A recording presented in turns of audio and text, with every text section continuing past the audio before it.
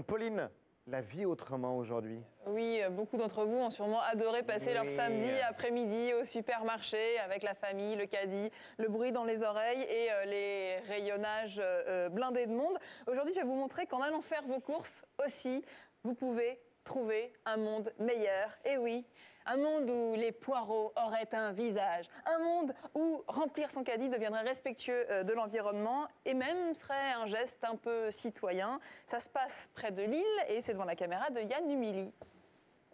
Cascade.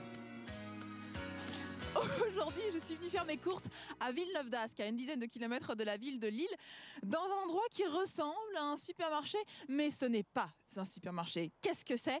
C'est ce qu'on va voir. J'ai mon caddie, c'est parti.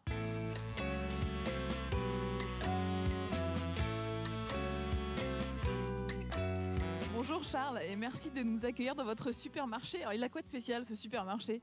Alors justement, c'est pas vraiment un supermarché. Ah d'accord, ça commence bien. C'est un magasin qui fonctionne en circuit court, donc avec des producteurs locaux.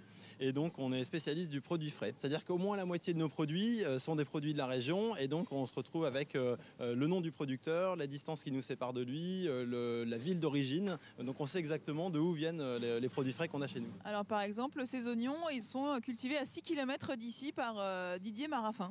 Exactement, et puis à côté on peut voir l'ail à 30 km, les oignons jaunes pareil avec Emmanuel Véron qui est le producteur. Et qu'est-ce que ça change concrètement pour le consommateur? Alors le produit est plus frais puisqu'il a parcouru moins de kilomètres, il coûte moins cher puisqu'il y a moins d'intermédiaires, il y a moins de transport, il y a moins de réfrigération, donc on a un produit de meilleure qualité à un prix tout aussi intéressant. Et il y a une autre personne qui est gagnante dans l'histoire, c'est le producteur, puisqu'il est mieux rémunéré, parce que comme il y a moins d'intermédiaires, il peut augmenter un petit peu sa marge et vivre un peu mieux on va dire. Thierry, vous êtes un des 25 producteurs qui travaillent avec la ferme du Sar. Comment ça se passe? Ça se passe très bien. Je produis, je récolte, j'amène directement dans le hall de la ferme du Sar ma production. Je pense que plus ça va, plus il y a des producteurs qui commencent à s'intéresser au projet. Pour une fois, il y a la place pour le producteur et ça c'est génial. Vous aimez bien voir la photo des gens qui ont fait votre pain ou pas? C'est pas ça que j'ai regardé en premier.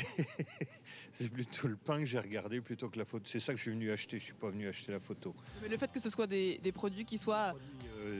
Type artisans locaux, oui bien sûr. Je pense que tout le monde qui vient ici est sensible à ça, oui. Les poires qui viennent d'Argentine ou du Brésil, qui ont voyagé en congélateur, etc., je préfère les prendre ici.